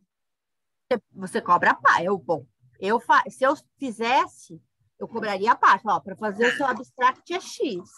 Tá. E aí você vai usar a tabela de tradutor. Não. Você não vai usar a tabela de revisor, né? Aqui, ela fez um tipo de sumário, ó, que já está aqui dentro. Mas eu não gosto desse sumário. Eu vou fazer o quê? Eu vou deletar, porque para mim ele não vai servir. Então, eu já vou excluir ele, ó, remover sumário. Já removo e deixo só a página aqui, que vai ser sumário. A palavra sumário, né? Bom, deixa eu colocar aqui. Título 1 centralizado. Bom, aí ele vai começar, tá vendo? Aqui na página que está sumário, não tem número aparecendo, tá vendo? Na página que está a introdução, já aparece o número, tá vendo? 5 ali, né? Isso. 8. Por quê? Deixa eu aumentar um pouco isso. Né? Por quê? Porque o número da página começa a aparecer a partir da página da introdução. Então, o que ela fez? Né? Então, vamos supor que eu estou fazendo um trabalho. O sumário vai ser o último elemento pré-textual que vai aparecer antes da introdução. Eu vou puxar essa introdução para cá. Ó, a formatação já está errada da introdução, ela tem que ser alinhada à esquerda, ela não está. Mas isso eu arrumo aqui, ó, no título 1. Eu venho aqui em título 1, mando modificar.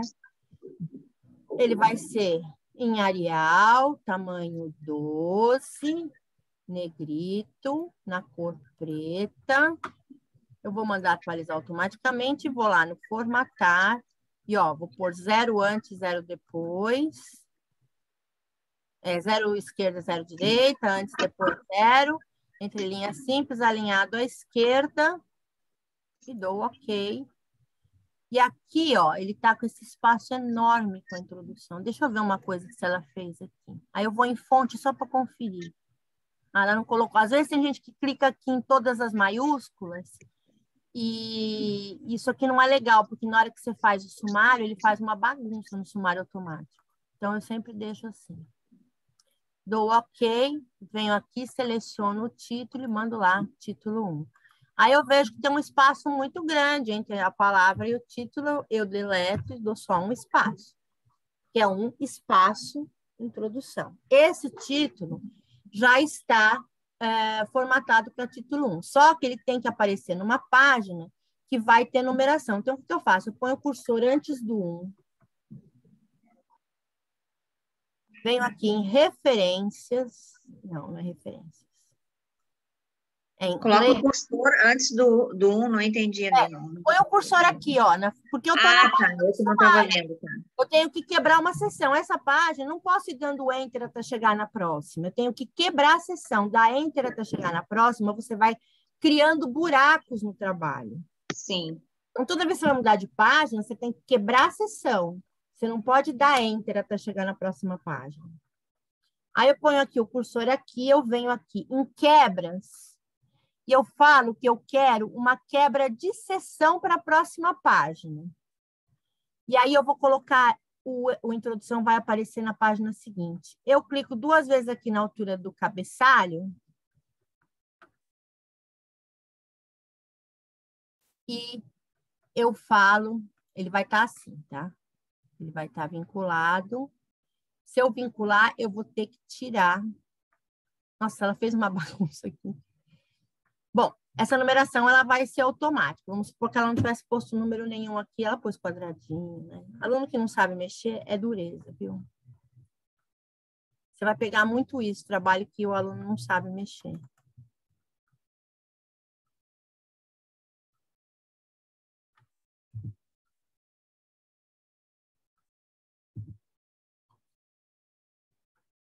Tem uma coisa aqui. Se eu deixar tudo sem número.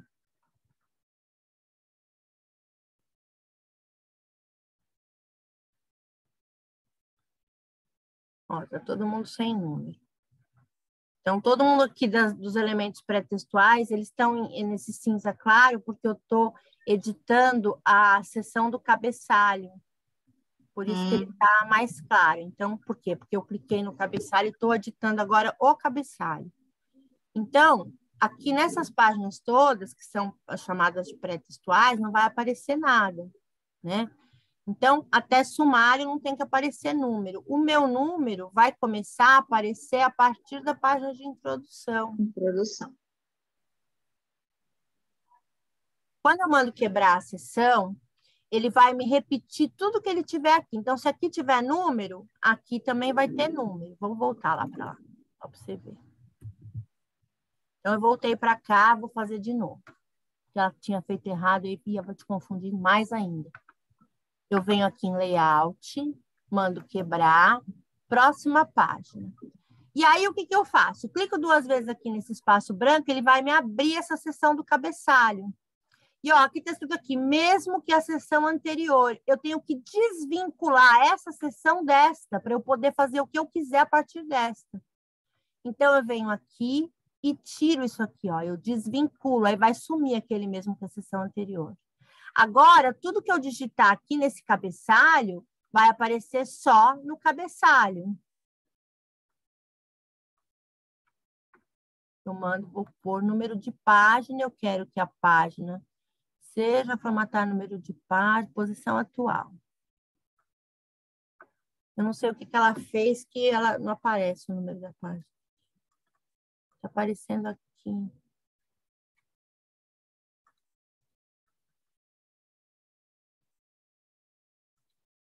Geralmente o cabeçalho é 1,25.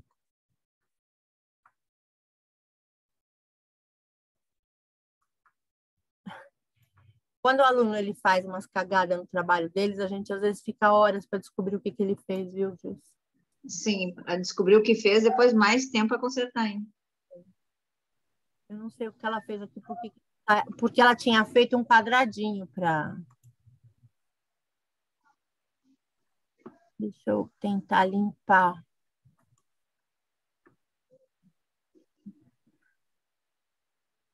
Eu vou tentar limpar esse cabeçalho, limpar o que ela fez de formatação nele. Ela fez alguma formatação nele que...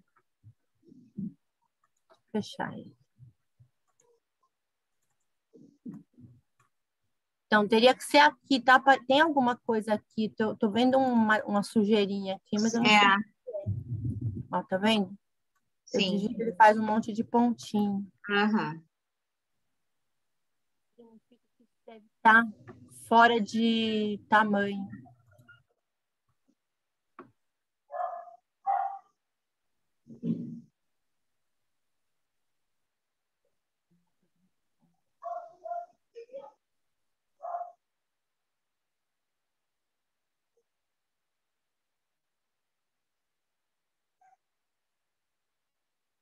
Não sei o que ela aprontou.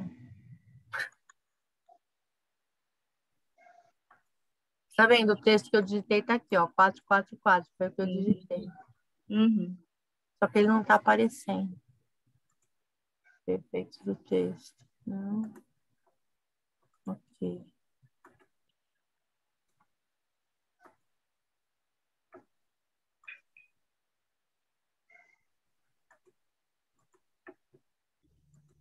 Aham. Ela tinha colocado o espaço entre linhas muito pequeno. Viu o que ela tinha feito? Eu vim aqui em parágrafo, ó, ela pôs entre linhas 0,06. Tá aí o... Que não aparece. Aí eu tenho que pôr simples para poder aparecer, senão não vai aparecer nunca.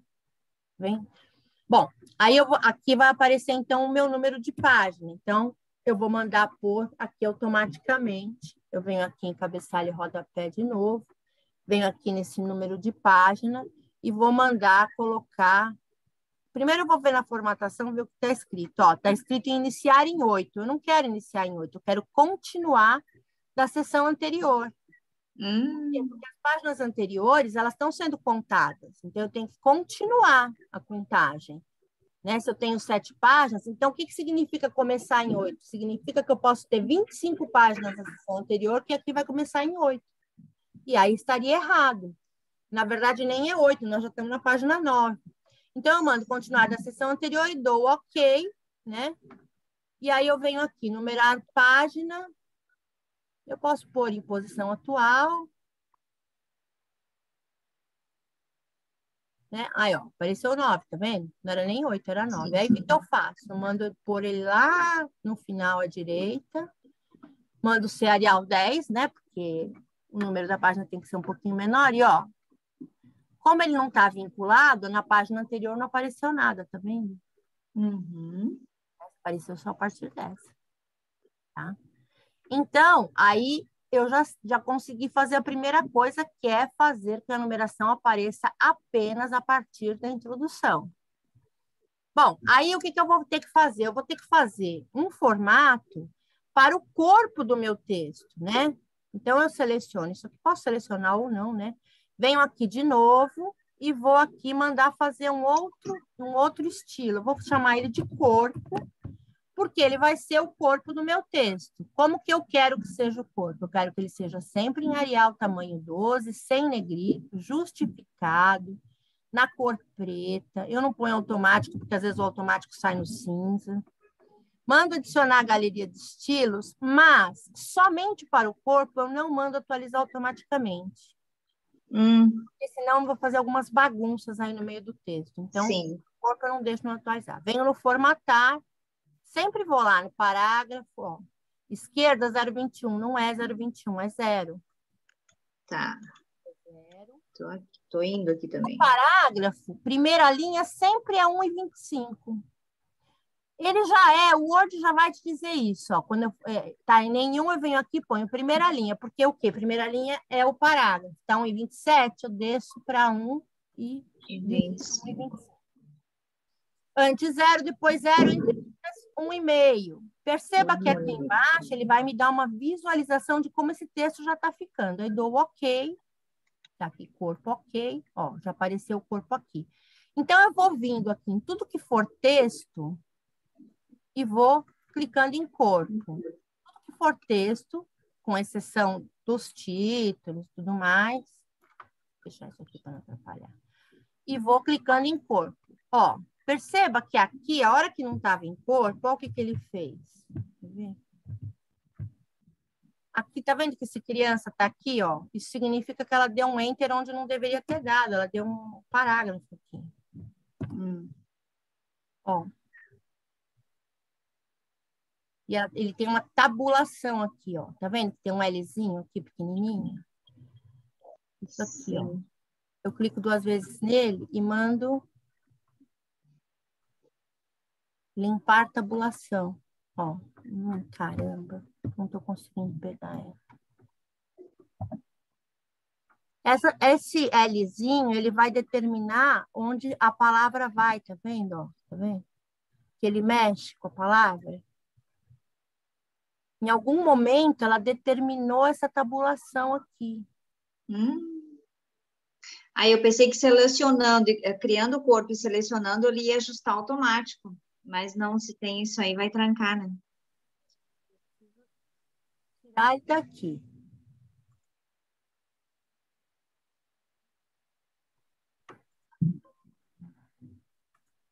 Eu preciso vir em tabulação. Deixa eu ver se está aqui na fonte. Não. Olha, o espaçamento condensado não é normal, tá vendo? Da fonte. O que ela está fazendo? Ela está usando a fonte condensada, ela está usando um espaçamento menor.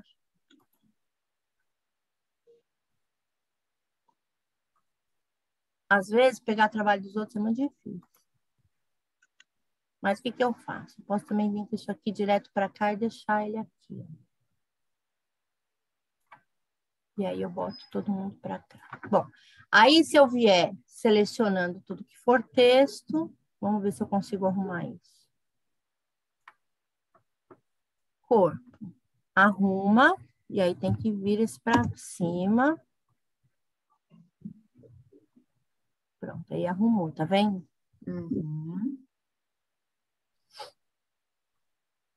Então, vou selecionando tudo que for texto. Ó, aí chegou aqui, ela tem umas enumerações. Eu não vou selecionar isso junto. Eu venho aqui, seleciono o corpo até aqui. E aqui, o que eu posso fazer? Ou eu faço manual isso daqui, ó. Essas enumerações que ela criou aqui. Tá. E aí, o que eu faço? Eu trago todo mundo aqui para o começo e vou fazer eu a formatação, tá vendo?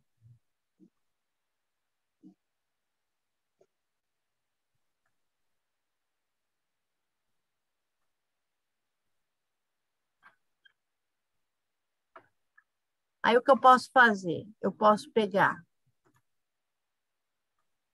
e tirar isso aqui, essa formatação. Oh, caramba. Nossa, a menina é ruim de serviço, essa menina que fez esse trabalho, viu? Tem um pessoal que dá trabalho, viu? Foi bom que eu peguei esse trabalho para você ver todos os trabalhos que você vai achar para fazer. Depois o pessoal acha que isso é fácil. Aí eu tiro, ó, tirei todos os bullets, né? Tirei as enumerações e vou fazer uma minha. Então, vamos escolher, vai, eu quero que seja esse Vzinho aqui, tudo bem. Só que no trabalho eu vou ter que usar sempre o mesmo. Eu não posso ter outra numeração com bolinha, outra com xizinho. O trabalho inteiro vai ter que ser com essa. Tá? E aí, o que ele faz? Quando eu tiro tudo e coloco um novo, ele já vai fazer no padrão certo, tá vendo? O marcador para fora e o texto alinhado com o parágrafo anterior. Certo. Tá? Aí, venho vindo no restante do texto. Vou aplicando tudo que é corpo. Ó, chegou num título que é o segundo capítulo dela. Ó, primeiro, já está em numeração automática. Como é que eu sei? Seleciono o título 2, ficou de fora. Eu venho aqui e tiro a numeração automática, porque só estraga a minha formatação e na hora que eu for fazer o sumário vai me dar um trabalhão. Isso aqui é um título de nível 1. Eu já fiz esse título. Venho aqui e atribuo. Só que ele tem uma numeração que eu tenho que pôr aqui. O outro era introdução, esse aqui vai ser 2. Só que ele tem 2 linhas. O que eu vou ter que fazer? Esse infantil vai ter que estar embaixo de breve. Eu venho aqui no infantil e venho andar só com essa reguinha de baixo. Ó. Até aí eu aperto o Alt. Ó, pronto. Tá certinho. O que vai acontecer? Como esse título aqui já está determinado para gravar todas as mudanças, da próxima vez que eu atribuir ele a um outro título que também tiver 2 linhas, ele já vai fazer isso automático para mim. Vou selecionando aqui. Cheguei aqui, corpo. Tá? Então, tá todo mundo certinho até aqui. Aqui ela pôs uma citação com mais de 3 linhas. Né? Então, o que eu faço? Eu posso criar uma formatação para citação com mais de 3 linhas. Eu venho aqui e crio um estilo chamado citação 3. Que é para mais de 3 linhas. Eu já sei que citação 3 é para mais de 3 linhas. Ele vai ser em Arial tamanho 10, sem negrito, justificado. Mando adicionar a galeria, mando atualizar automaticamente. Vou aqui no parágrafo, venho em parágrafo. Ó, tá 4,21. Eu quero que ele seja recuo de esquerda 4. E recuo de direita 0. Primeira linha não tem parágrafo. Espaçamento antes não tem nada. É 0. Espaçamento depois é 0. E a entrelinha da citação de 3 linhas é simples. Então, dou OK. Ó, ficou aqui nessa formatação. É isso que eu quero. Venho aqui, seleciono ela. Ela ficou errada, o alinhamento dela, mas eu posso consertar. Ponho aqui no justificado. Clico em citação 3 e ela já vai ficar no padrão que eu quero. O ponto daqui a gente já tira, porque o ponto é só depois da citação. Citação com mais de 3 linhas tem que ter o número da página. Então, aqui está faltando a página. 1996, página, não tem o número da página. Então, você vai ter que pedir para o cara achar o número da página para isso, ou se for online, escrever online. E aí, o que eu posso fazer para ele poder ver isso? Eu posso colocar um realce aqui, ó. Tudo que está em amarelo é o que você vai ter que ver, viu, fulano? Então, eu posso só deixar em amarelo. Sim. Para ele ver depois, ó. Você vai ter que verificar isso aí. O que está em amarelo são coisas que eu fiquei com dúvida. Bom, aí você vem, por enquanto, eu estou mexendo só na aparência dele. Eu não estou mexendo ainda em citação, em formatação, de referente, nada. Eu estou só mexendo na aparência. Então, venho aqui, seleciono mais um texto, boto no corpo. Aqui tem mais uma citação de 3 linhas. Venho aqui, citação 3, ele já vai mudar. Ali ela pôs a página, tá certo? A página tá certo. E venho arrumando assim, eu vou arrumando o meu trabalho até chegar no final. Agora, vai aqui mais um pedaço, corpo.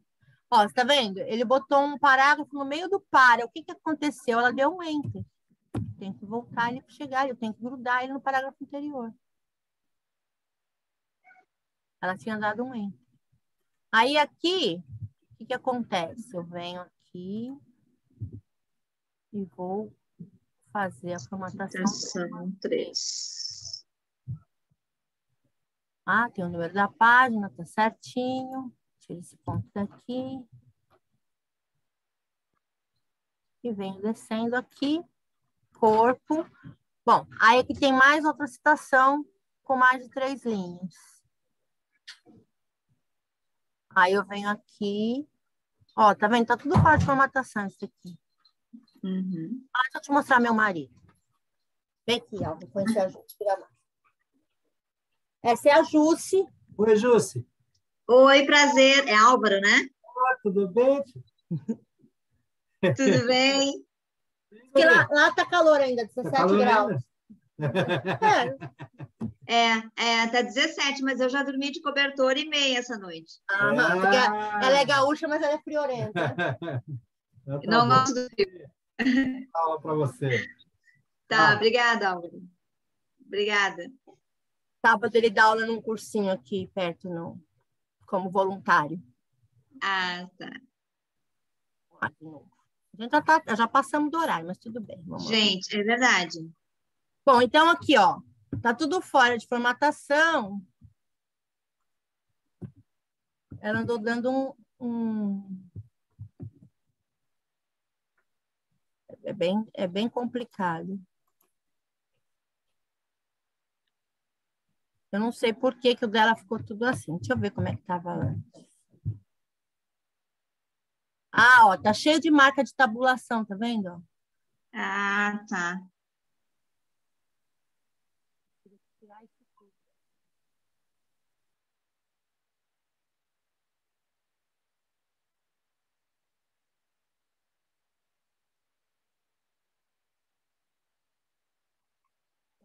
Que você vê só a tabulação. E eu não estou conseguindo achar.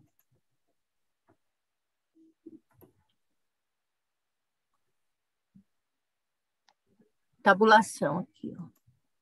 Olha quanta tabulação ela tem. Mando limpar tudo.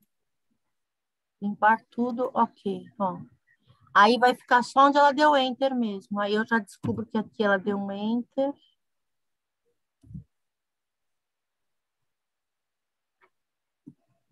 Aqui tá assim.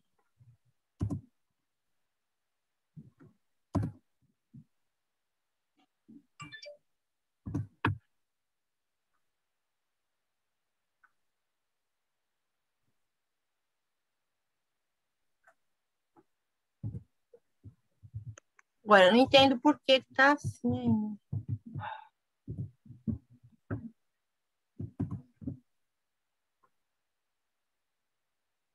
Agora eu venho aqui, seleciono e mando fazer a citação de 3. Ele ainda tá com um buraco aqui. Esse buraco tá, eu não sei por quê. Deveria já ter sumido quando eu tirei as tabulações.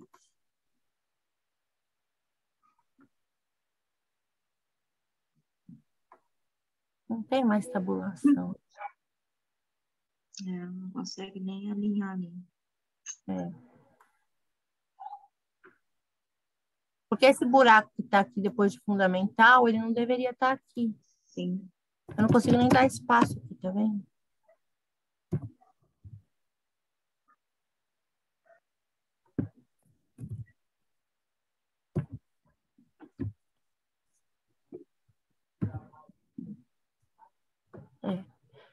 Eu nem sei por que ficou esse buraco aqui. Em todo caso, eu vou ter que fuçar mais esse documento para ver o que ela fez de errado. Para descobrir. Porque às vezes a pessoa não é usuária do programa e aí usa ferramentas erradas e aí a gente não consegue depois arrumar. E aí, às vezes, eu acabo fazendo de novo. Eu acabo deletando e fazendo de novo, porque às vezes você não consegue arrumar.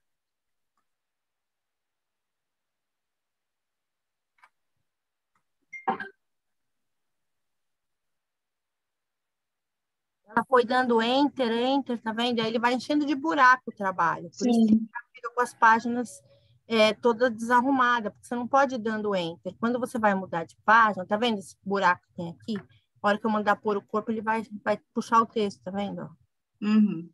Porque ela foi dando enter. Em alguns momentos ela deu enter onde não devia ter dado.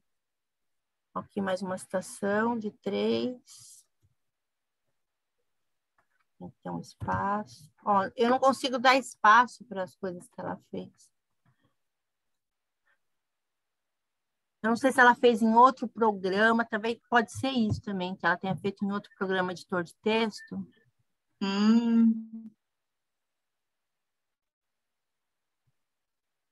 E aí, às vezes, quando o Word puxa com alguns problemas.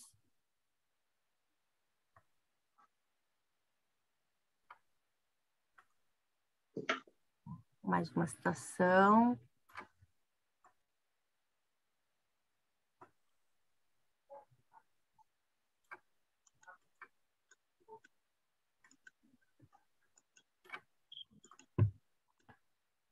Ó, como ela estava com numeração automática, o que que aconteceu? Ó, eu tirei aquele número automático que virou 2. Eu vou tirar isso também. E aí eu venho aqui, vou pôr o 3 manualmente. E vou mandar colocar título 1. Título.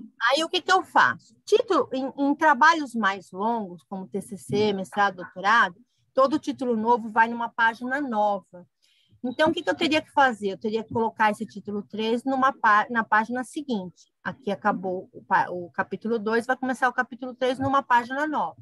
Então, o que que eu faço? Eu venho aqui em Layout, venho aqui em Quebras e mando colocar quebra de página. Essa primeira aqui, ó. Tá vendo? Ele vai me botar na página seguinte.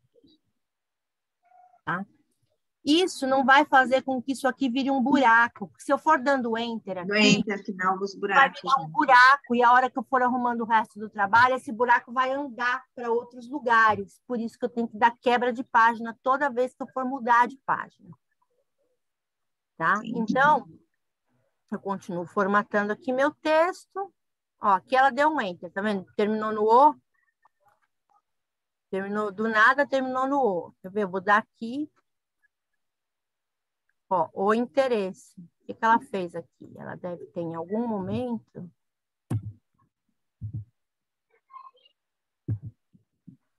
Deu Enter, tá vendo? Agora sim. Continuo selecionando. Aí vai chegar uma citação. Seleciono a citação, citação 3. Ela pôs muita citação direta. Isso daí não é muito legal, viu? Os orientadores, a banca julga que você não fez muita pesquisa, entendeu? Na verdade, você foi pegando citações diretas e costurando uma na outra e seu mesmo não tem muito. Quando você faz isso, você não está usando suas palavras, né? Então, o ideal seria que ela reescrevesse isso com as palavras. Sim. Fizesse uma citação indireta. Mas quem é você para se meter nisso? Se o orientador dela achou que tá bom, tá ótimo. Entendeu? Eu não aceitaria, em todo caso. Ó, tá vendo? Aqui tá separando um pedaço do texto com o outro.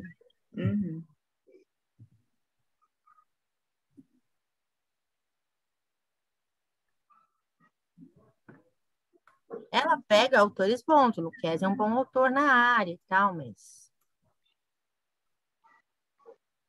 Não, mais uma citação de 3.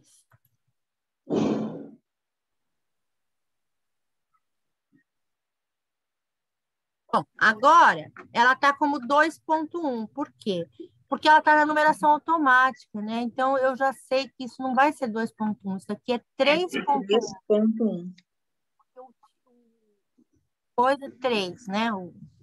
3.1, espaço.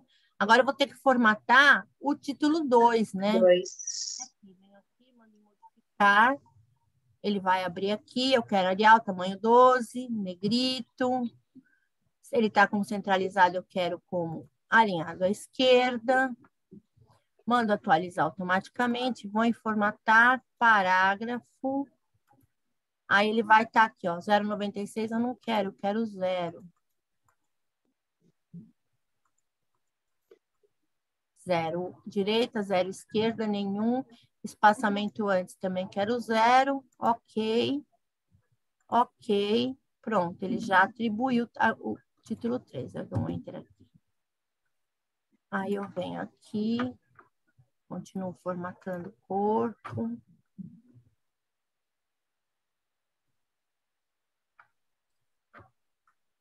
Agora, ó, ela deu Enter aqui. Em algum momento ela quebrou essa seção. Tem que deletar para puxar para a página.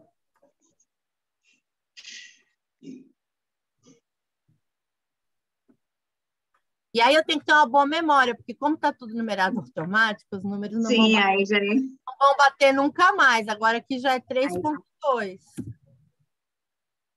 3.2. Vou atribuir o título 2 para ele. Ou ir anotando os títulos ali, os níveis, né? Senão a gente se perde. Tá bom, no título 2 aqui, dou um Enter aqui. Venho aqui, já seleciono, mando para o corpo. Aqui, citação de 3. Aqui, ó, tá muito grande. Põe um corpo aqui, porque tem um enter aqui, ó. Tem que pôr menorzinho para espaço. Tem umas coisas que a gente faz meio a olho, assim. Corpo. Sim. Ó, ficou espação aqui, porque provavelmente ela deu uma quebra de página. Caramba.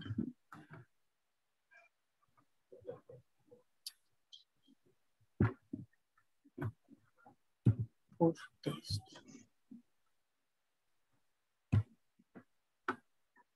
Bom, e assim a gente vai aplicando no trabalho inteiro. Eu vou botar uns asteriscos aqui para a gente saber que a gente parou aqui. Sim. Vou mandar salvar como. Vou procurar aqui um. 3.2, tá, portfólio.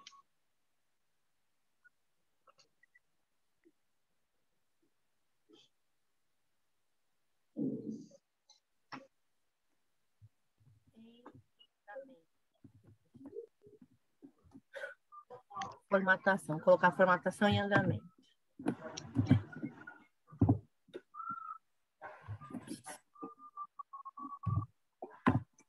Formatação em andamento, vou salvar aqui. Certo. Já sei que eu preciso. Para saber onde nós paramos. Aí a gente pode continuar. Se você quiser, eu posso te mandar ele. Se você quiser ir continuando, aí a gente pega de onde você tiver feito na aula que vem, você que sabe. Pode mandar que eu vou me arriscar fazendo. Vamos ver. Então, você continua a partir daqui, depois a gente vai ter que voltar tudo para fazer a outra parte. A gente vai ir e voltar nesse trabalho várias vezes, tá? Que é para a gente poder ir fazendo por partes. Certo. Então, essa primeira parte, eu estou formatando só a aparência dele. Formatando os títulos, numerando, formatando os parágrafos, as citações, só isso aí. Aí depois eu vou voltar, aí eu vou anotar todas as citações. E aí eu vou ter que bater citação com referência, para ver se todo mundo que está citado está na referência e todo mundo que está na referência está citado. Aí essa vai ser a segunda parte. Depois que eu fiz toda a aparência dele, a gente tem que fazer isso. Certo. Beleza? Beleza. Como você pode ver, não é um trabalho muito rápido. Não, é um trabalho trabalhoso. Que ninguém dá valor, né? Mas é. Ninguém dá valor, mas em compensação ninguém quer fazer também, né, Gisele? É a história da barra da calça. Minha mãe era costureira e minha mãe fazia barra de calça. Falava assim, mas eu faço tão rapidinho, eu vou cobrar R$5. Mãe, quem não sabe fazer tem que pagar para fazer. Então, R$5 não é o preço, né? Isso. Tem que pôr um preço mais justo, né? Exatamente. Quer parar a gravação? Paramos por aqui, encerramos a aula hoje. Vamos parar a gravação aqui.